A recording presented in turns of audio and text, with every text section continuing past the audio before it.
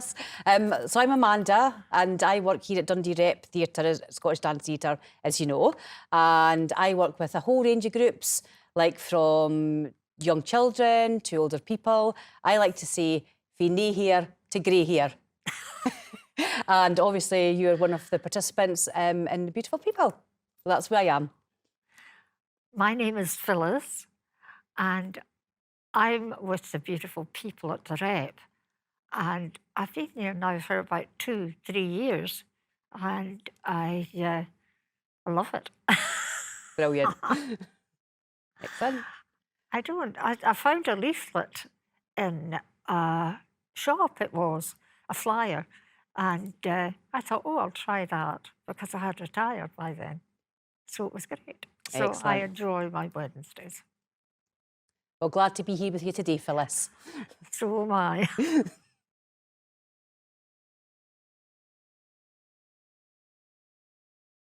So lockdown, I mean, well, first of all, like, it happened really suddenly. So I felt there wasn't really any time to prepare, but not that, but you can't really prepare for anything like that. So, and it was just having to just adapt, like, immediately, like, especially when the place that you work closes and you're sort of feel responsible for, like, all these participants you work with. You immediately think about the future, what's going to happen, and yeah, but as time's going on, I'm getting sort of a bit more used to it. So yeah, but I'm definitely been suffering from a bit of cabin fever. Well, at first, I took very badly with it because I go out quite a lot since my husband died. But eventually I got used to it, and I got used to not seeing my family, which was the worst part of it. But I was lucky in a way because I have a garden, just a patio garden at home. And it was good to get out because the weather was so very good. And I just sat and read a book or I watched television. And then I decided I couldn't just sit and do this because the walls seem to close in on you. And it's not nice at all. So I started cleaning out covers that I'd never looked at for years. And that's the way I got through it. But the way I got through it mostly was because you started up this group whereby I don't have a computer or a mobile phone that has a photograph thing. I started with you doing one-to-one on the telephone every week, and I thoroughly enjoyed it. I enjoyed all the things we did, especially the like of the Japanese garden. Oh, that was the Where Are You Dundee project. That's right. Well, that seems ages ago. Sorry, Phyllis. It was lovely. And Elaine, my daughter, came down, took a photograph and sent it to you. That's right. So that's how I managed to participate in the last session. Completely. And interestingly as well, Phyllis, like during that, like there was a time that I was saying, I mean, I can come up to your garden and I could maybe speak to you through the window. And then suddenly we went into complete lockdown and we weren't allowed to do that. You know, so there was all these things that were to go, we better just keep it on the phone, you know. That's what we did. Till eventually we got to meet in a cafe for a coffee. Oh, yes. And it was like, good. Phyllis! I'm so good to see you. I know, exactly. Seeing you in the flesh, I just couldn't quite believe it. Excellent. I forgot as well about the nice weather at the beginning. That's right, yes, I forgot all about lovely. that. I got a good tan. That's what I got at lockdown. I got a good tan, yeah. I don't take a tan very well. I have to be in the really hot sun.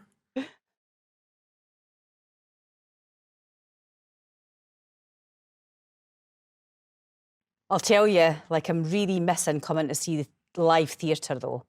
Like, I think, like, I mean, I know you'll probably agree with me, Phyllis, but coming to a show and being amongst an audience and that atmosphere from the moment you come in and you're in the bar and you're maybe meeting friends or colleagues and you come in and you're with people and there's all the murmur in the audience, and then the lights go down and then everybody just goes like really quiet and then the show begins. And then to me still, after all these years, like it's still really magical to me.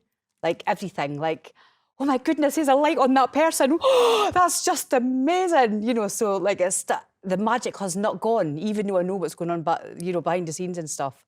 And then the show finishes and then you speak about it. You're like, wasn't that great? And wasn't that really good when this happened? Or that wasn't, I didn't really like that, but it doesn't matter. You just like, you talk about it with whoever you've come to the theatre. And it's not the same online. I tried watching one thing online and then it finished. And then there was only me to like have a conversation with myself and my own thoughts. So that's, yeah, so I really, really, really miss live theatre. What about you? Oh, so do I. I was a member of the Friends of the Rep from the very beginning, and David and I used to come every 3 weeks. We had a booking every 3 weeks, and I don't know how many shows I've seen over the years, but they're very good. Every one of them seems to have something you can latch on to and think, oh, that was good, or this was good. And it's the buzz that you get when you walk in here. Yeah. And when you come down and there's people round about you, and then you sit down, you have a wee chat, and then the lights go down, and you just get engrossed in what's going on the stage. I've always loved the theatre, and it was my grandmother, my mum's mother, that introduced me to the theatre. And when I was a wee girl, we used to go on a train to Edinburgh. It was a thing that she belonged to, and she would take me to the theatre. And I'll never forget saying, Annie, get your gun. And this guy came out on a horse. Like a real horse? A real horse. I was stunned. It was, fantastic. Oh. And really, my gran and I went to the theatre quite a lot. And then as I grew older, my mum was one of a big family, and she had a permanent booking in Nicholl Street, and we came here. Oh, the old Rep. I was only about 15, 16. And we had a permanent booking, my aunt, mum, and myself. And then when my aunt had a family and started not being able to go, we went on our own, and it was really lovely. That's was amazing. Absolutely great. And then from there, when we came from here, we went down to the deep sea and had a fish supper. Even better. Oh, the deep sea. That's right. And as well, like being part of the Beautiful People, which you are, you know, we've been coming to the Thursday matinees. That's right. For every sort of ensemble show, we've been coming to the Thursday matinees. We've seen them all, and I come back again and see them with my friend on a Saturday. So we love live theatre, don't we, Phyllis? Oh. Well, we'll get it back soon. Oh, that's what everybody keeps saying.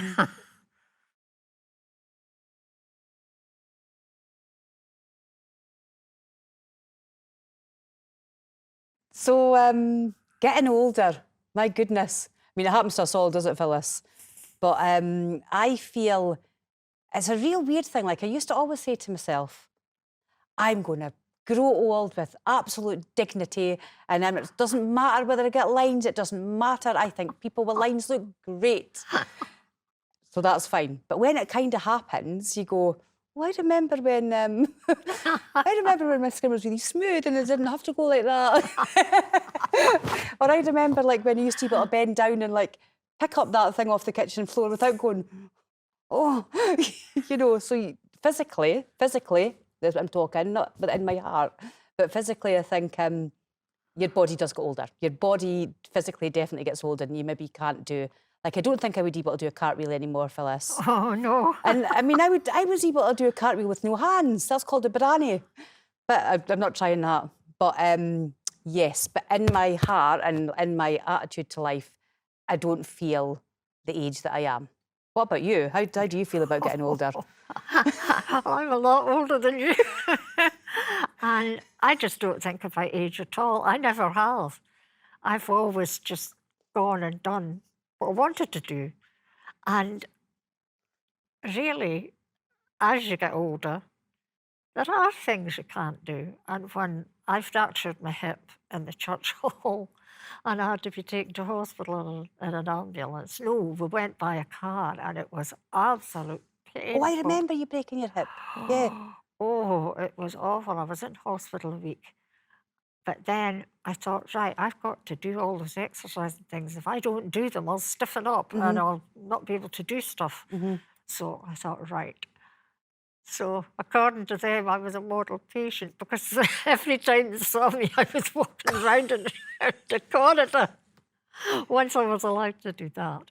But getting older, you can grow old gracefully, but I just do what I can think I can do and sometimes do what I'm not supposed to do. Oh, naughty. Like what, Phyllis? Like what? Well, the bulb in the kitchen light, I have a three-way light thing, and the bulb went, and there was nobody there because my daughter lives up in Glam, so I had to do it myself. So I got my little steps, and I've been dared to touch those steps. However, I thought, well, I'll never see this. I need to put the bulb back. So I had bulbs, put it back in. So what I did was I got this chair that the physio gave me that I have to sit in sometimes and stand up. And I put it next to the little steps, and the steps have handles. So I managed to get up. I could reach it then. But just with that, my daughter walked in. Oh, no. Oh, I might have known. She said, why didn't you wait, Mum? And I said, well, I can't see. I need to be on the potatoes. I don't know whether to say, well done, Phyllis, or don't do that again. No. She said, I can't trust you to do anything. Are you all right? I said, yes. All right, that's fine. So what a coffee. Good for you. Growing old is no joke, really. No. I find that I sleep a bit more. I watch television till late. I go to my bed and I read a chapter of a book and then I go to sleep. I wake up. That's the worst part of it. You wake up about 5 o'clock in the morning. I thought, oh God, it's only 5. However, I go and make myself usually a cup of tea, and that helps. And then I go back to my bed. But the thing is, then I sleep longer. I sleep until 10, 10:30. That's right. And I was always up to go to my work at 8 o'clock. So there are things you can't do and there are things you can do. So how I would sum it up is say, just do what you think you can and don't think about age. Thank you, Phyllis. I'm taking that advice right on.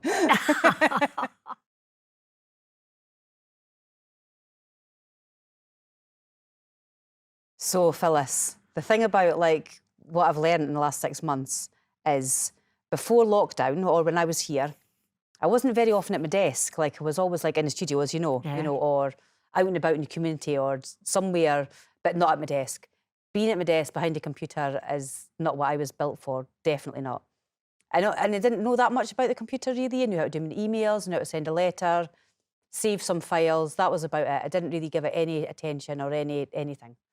So going into like lockdown over the last 6 months, everything's been on the screen, like everything. And first of all, I didn't even have a computer. I had a tablet that was a shared tablet that was in the house. All I watched was Netflix on it. You know what I mean? It was just a thing. And then I got a computer from work, a laptop, and see now, like the confidence. Like I feel like I've got to do all the classes on Zoom, which is everybody in little windows, so all the participants in little windows. Now I'm like sending people into breakout rooms, I'm getting people to do fancy things with their cameras, putting on filters behind, and really, really enjoying the technical side of my life at the moment. It doesn't beat being with people in the studio, definitely not. It's not, but at the moment, that's the way it has to be. So, and that's skills that I'll now have for the rest of my life.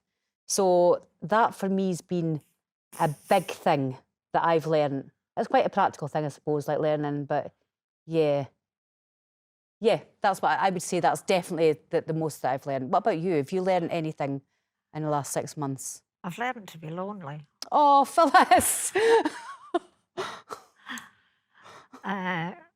Because on your own, when things happen, like this lockdown, you suddenly realise you are on your own and you're very vulnerable. I actually have one of those machines that goes beep, beep, beep if I fall. So, knowing me, I thought, oh, horrible thing. And it sits on the end of my TV table.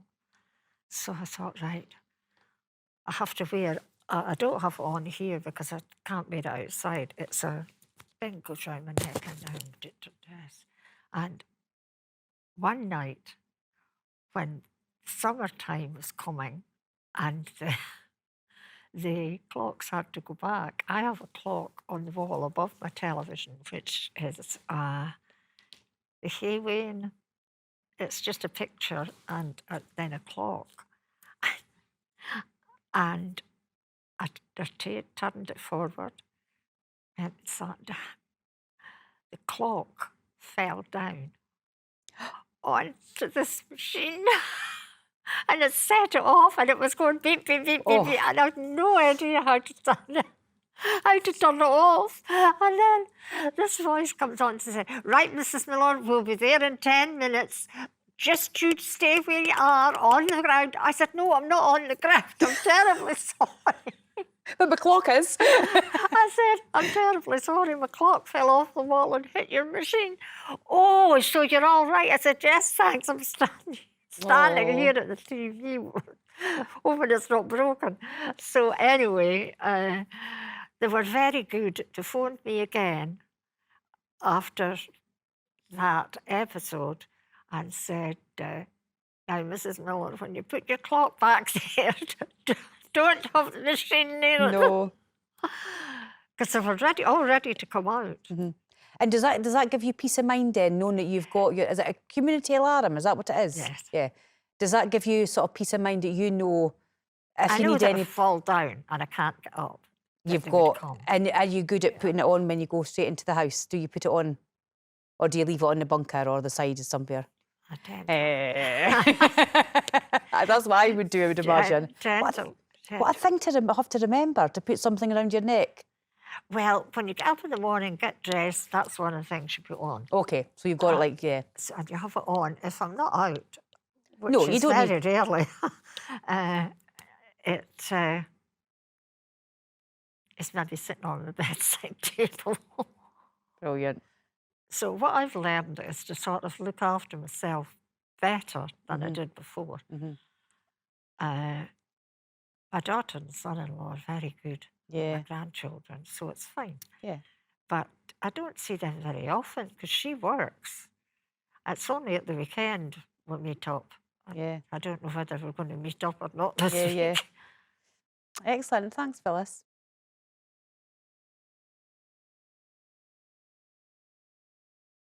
Somebody told me once, Phyllis, about there's 3 types of people. There's people that live in the past, there's people that live in the present, and there's people that sort of live in the future. You know, they're always thinking about the future. And it's a question that I've always thought about, because I think I definitely live in the present. I'm the kind of person that just goes, right, what's happening today? Or, you know, because I was going to say you've not got any control over the future, but you kind of do, don't you? Because you could plan something that you're going to make happen. So you do have some control over the future. But what I've learned as well, like, is you don't know what the future's going to be. So who knows, like next week at this time, what, you know, we might plan to meet and that might not happen because of various things. So I'm definitely somebody that lives in the present. So thinking of the future right at this moment in time doesn't please me in a way, because I don't really know what the future's going to be with the way things are going with the pandemic and stuff like that. It's really hard to say. But I suppose what I will say is I always try and be really positive about it and think, well, you know, I mean, I've got a family, I've got, you know, I think about their futures. It's not just about me. I think about people around me, you know, like all the people that I really care about. So, yeah, so the future, I'll be what I'll be. And that's all I've got to say about it. Right. What do you think about? Well, Well, how are you feeling about the future, Phyllis? to tell you the truth, I don't know how much longer I'm going to live Mm-hmm. anyway. And I have an attitude whereby when your time's ready to go, you'll go. Mm-hmm. So I live my life like that. So I live in the present as well. And I like I like to do as much as I can. And I feel that my grandchildren are not getting the best of deals because my eldest grandson's in Aberdeen and he could not get home this holiday. So that was it. And then my other grandchild is at school, he's 16. And Jack's 21st is coming up, and we're not going to have a party or anything. We might be able to scrape a meal out, but that is it. But I like to know exactly what I'm going to be doing the next day, and I have it all planned out. So I sort of live in the future. I don't live in the past. No, so a bit of a present and the future. Uh-huh. That's like your week, because even like arranging for you and I to meet, like you know, like well, on a Tuesday I do this, and on a Wednesday I go. You know exactly know. where your taxis come in. So yeah, so a wee bit in the future. What an interesting question, eh? I Well, know. thanks, Phyllis. That was really nice chatting to you. Always like chatting to you, though. Well, thank you all very much. That was Oh. very nice. I enjoyed that. Oh, me too.